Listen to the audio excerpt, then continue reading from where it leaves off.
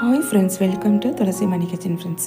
இன்றைக்கி வீடியோவில் சுரக்காய் வச்சு ஒரு சூப்பரான ரெசிபி பார்க்கலாம். இப்போ சட்டியில் 3 ஸ்பூன் கிட்ட எண்ணெய் சேர்த்துட்டு எண்ணெய் நல்லா காஞ்சதும் அதில் 1/2 ஸ்பூன் கடுகு, 1 ஸ்பூன் உளுத்தம்பருப்பு, 1/4 ஸ்பூன் சீரகம் சேர்த்துட்டு கூடவே 3லேருந்து 4 வரமிளகாய் கிள்ளி சேர்த்துட்டு பொடியை கட் பண்ண பூண்டு கொஞ்சம், பொடியை கட் பண்ண வெங்காயம், கருவேப்பிலை கொஞ்சம் சேர்த்து நல்லா வதக்கிக்கிறேன். நல்லா வதக்கிட்டு இப்போ பொடியை கட் பண்ண தக்காளி ஒன்று அதையும் சேர்த்து நல்லா வதக்கிக்கிறேன். இந்த அளவுக்கு நல்லா வதக்கிட்டு இப்போ கட் பண்ணி வச்சுருக்க சுரக்காவும் சேர்த்துக்கிறேன்.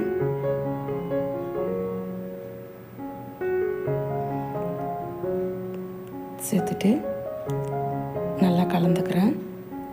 இப்போ கொஞ்சம் மஞ்சள் பொடி, 1 ஸ்பூன் தனியாத்தூள், 1 ஸ்பூன் மிளகாய்த்தூள், டேஸ்ட்டுக்கு ஏற்ற மாதிரி கல்லுப்பும் சேர்த்துக்கிறேன்.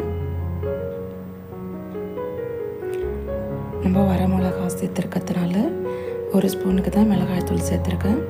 நீங்கள் வர மிளகாய் கம்மியாக போட்டால் நீங்கள் மிளகாத்தூள் கொஞ்சம் எக்ஸ்ட்ரா சேர்த்துக்கலாம். இப்போ வேக வைக்கிறதுக்கு இந்த கிண்ணத்தில் 2 கிண்ணம் தண்ணி சேர்த்துருக்கேன். தண்ணி சேர்த்து நல்லா வேக வச்சுக்கலாம். இந்த டைமில் உப்பு காரம்லாம் டேஸ்ட் பார்த்துக்கலாம். இப்போ சுரக்காய் நல்லா வேகட்டும். நல்லா வெந்ததும் மத்து வச்சு நல்லா கடைஞ்சி எடுத்துக்கலாம். இப்போ நல்லா வெந்துடுதுங்க. இப்போ மத்து வச்சு நல்லா கடைஞ்சிக்கிறேன்.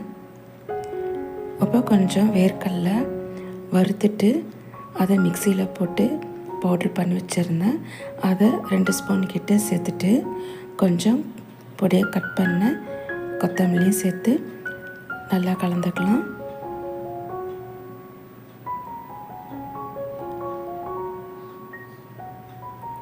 நல்லா கலந்து விட்டுடலாம்.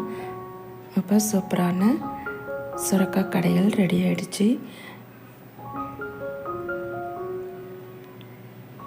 சாதத்துக்கெல்லாம் சூப்பராக இருக்கும். தொட்டுக்கவும் வச்சுக்கலாம், சாதத்துக்கும் போட்டு சாப்பிட்லாம்.